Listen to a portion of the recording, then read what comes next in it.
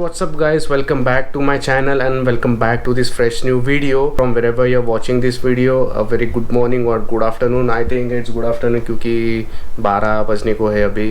Second lockdown शुरू है अभी तक तो मैं बाहर भी नहीं जा सका।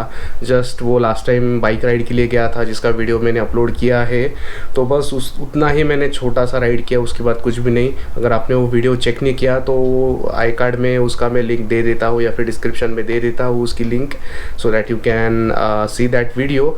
और अगर आपने अभी तक सब्सक्राइब नहीं किया चैनल को तो सब्सक्राइब कर दो and hit that bell icon, ताकि आपको सारे वीडियोस जब भी अपलोड मतलब जो भी वीडियोस में अपलोड करूँगा तब भी आपको उन वीडियोस के लिए नोटिफिकेशन मिल सके।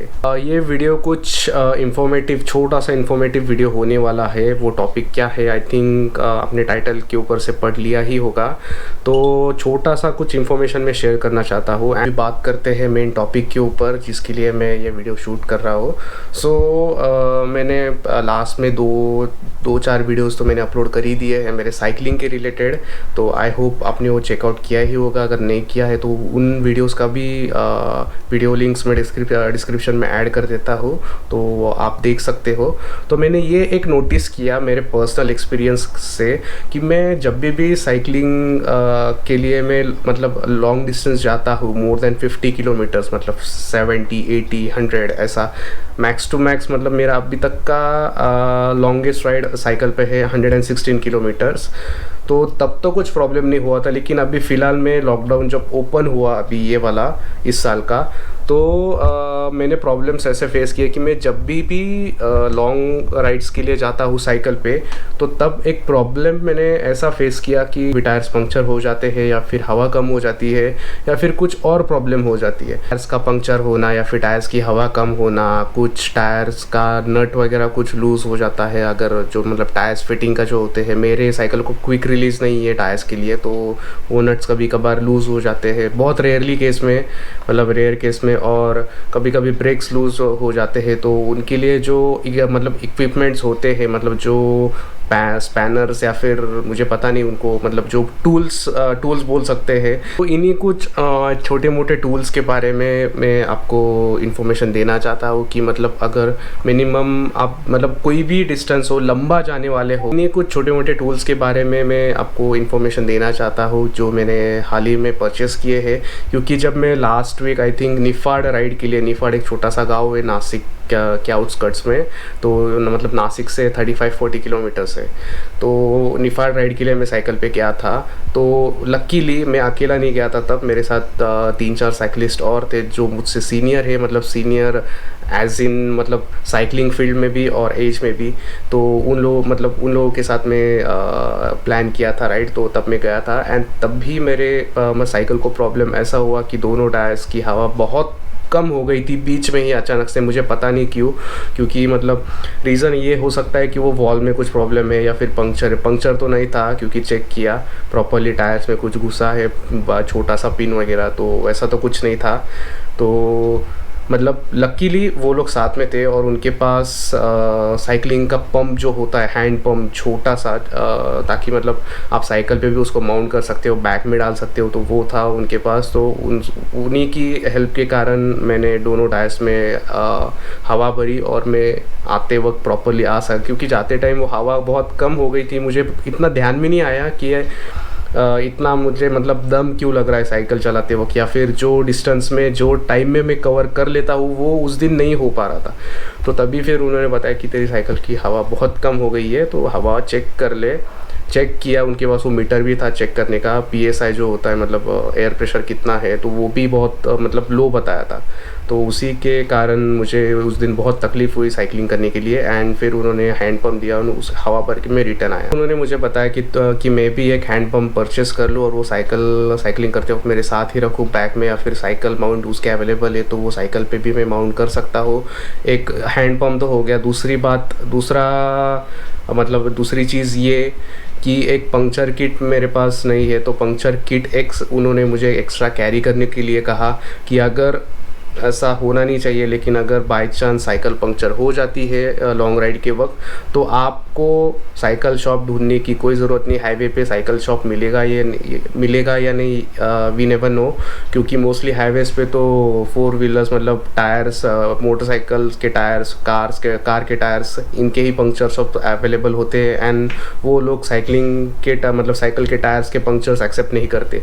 तो उसके लिए अगर पंक्चर हो जाता है इन केस, टायर निकालो, उसका पंक्चर किट के साथ टूल्स अवेलेबल होते हैं टायर रिम से निकालने के लिए। जो भी मतलब पंक्चर निकालने के लिए जो भी टूल्स, इक्विपमेंट्स, जो भी चीज़ें यूज़ होती है वो पंक्चर किट में सब रहती है। तो वो बहुत यूज़फुल है, हैंडी, एकदम छोटा सा है। तो मैंने अभी तक वो परचेस नहीं किया है। पंप तो मैंने एक ले लिया डीकैथलॉन से। ये ऐसा कुछ हैंड पंप दिखता है। हाँ, इतना सा छोटा है ये पंप। एंड ये पंप से आप आपके साइकिल में हवा भर सकते हो, आपकी मोटरसाइकिल के टायर में हवा भर सकते हो, कार के टायर में हवा भर सकते हो। इतना यूज़फुल और हैंडी स्टफ़ है ये, हैंडी टूल बोल सकते हैं। हालांकि इट इज़ नॉट रिकमेंडेड कि आप ये छोटे से हैंड पंप से आप आपकी मोटरसाइकिल की हवा भरो या फिर कार की हवा भरो।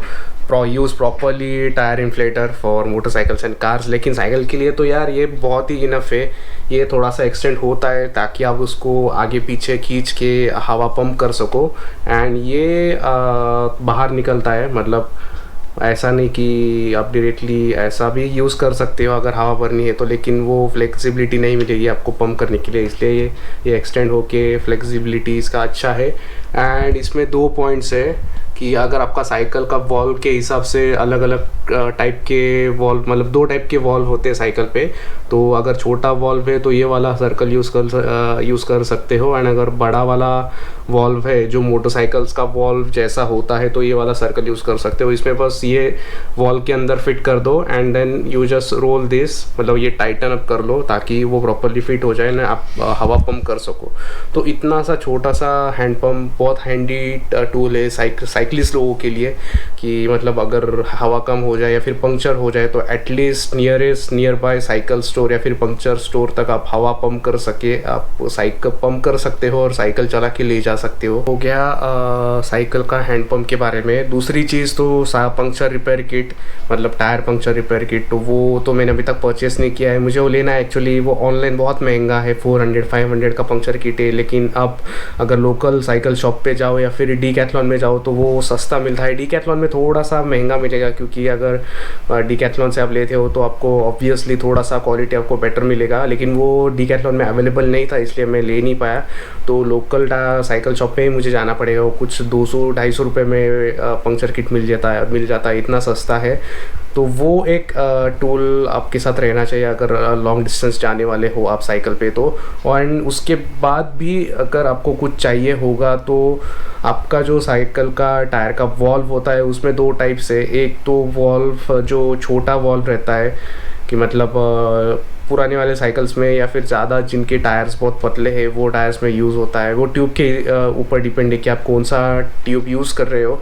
तो अगर छोटा वाला वॉल्व है तो आपको उसके लिए प्रॉपर हवा भरने के लिए पंप ही लगेगा। और अगर आपको वो मशीन से हवा भरानी है उस टाइप के वॉल्व में, आई थिंक उसको इंडियन वॉल्व बोलते हैं, तो अगर मशीन से हवा भरानी है तो उसके लिए कुछ एक्सटेंडर्स लगते हैं। तो ये कुछ एक्सटेंडर है, ये वाला नहीं है, एक सेकेंड, हाँ ये वाला एक्सटेंडर आपको लगेगा ताकि आप ये छोटे वॉल्व, अगर आपके साइकिल के टायर का छोटा वॉल्व है तो ये वॉल्व के ऊपर बस ये फिट कर लो। इसके अंदर वो मतलब जैसा आप नट फिक्स करते हो ना सिंपली हाथों से, ये फिक्स कर लो और देन आप इसमें मतलब आराम से मशीन से हवा भर सकते हो। तो ये भी एक मतलब छोटा सा है, इसको संभालना बहुत मुश्किल है। तो मेक श्योर ये आप कैरी जब भी करोगे कोई तो एक छोटे से बॉक्स में रखो ताकि ये गुम ना जाए। आपके साथ ये 2-3 चीज़ें होना बहुत ज़रूरी है जब भी आप लॉन्ग डिस्टेंस जाओ, साइकिलिस्ट के साथ जाओ, साइकिल राइड के लिए जाओ, कहीं पे भी जाओ।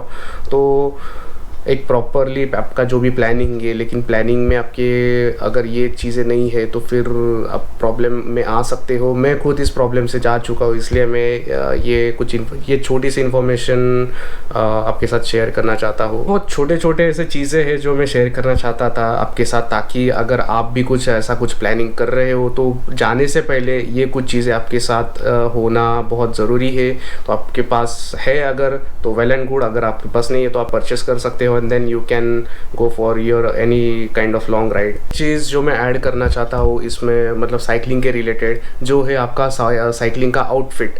मतलब आप का मतलब अगर मॉर्निंग में आप साइकिलिंग को जाते हो तो आउटफिट का कलर या फिर आउटफिट जो भी है वो ज़्यादा मैटर नहीं करता, बस ब्रीदेबल मटेरियल होना चाहिए, आपको जो कंफर्टेबल लगे वो आप पहनो साइकिलिंग करते वक्त। लेकिन अगर आप इवनिंग में जाते हो, रात में जाते हो, तो मतलब डार्क कलर के आउटफिट्स कभी भी मत पहनना, ताकि वो विजिबिलिटी मतलब आप जा रहे हो, आप बाकी लोगों को देख सकते हो लेकिन बाकी के लोग जो रोड पे है वो उन्हीं को अगर आप मतलब उनको आप विजिबल नहीं हो तो फिर प्रॉब्लम हो सकता है, छोटा मोटा एक्सीडेंट हो सकता है। तो अगर इवनिंग में मतलब के बाद रात में इवनिंग में आप जब भी साइकिलिंग को जाओ तो प्रॉपरली मतलब जो विजिबल हो कलर्स रात में, उस कलर्स के आउटफिट आपको पहनना बहुत ज़रूरी है। रिफ्लेक्टर्स हो तो वेल एंड गुड, आपके साइकिल पे भी रिफ्लेक्टर्स होना ज़रूरी है। मतलब टेल लाइट है या फिर हेडलाइट है, हेडलाइट तो मतलब छोटा जो हेडलाइट आता है साइकिल के लिए वो भी होना ज़रूरी है। So time to wrap up this video. I hope जो भी मैंने पॉइंट्स अभी शेयर किए वो आपको बहुत हेल्पफुल होगी। अभी तक आपने अगर मेरे चैनल को सब्सक्राइब नहीं किया होगा तो कर दो, फ्री है। And to hit the bell icon also so that you can get all the notifications. जब भी मैं न्यू वीडियो अपलोड करूँगा तो आपको नोटिफिकेशन मिलेगा। See you in the next video. Till then you guys take care, stay safe, have fun, take care, bye bye.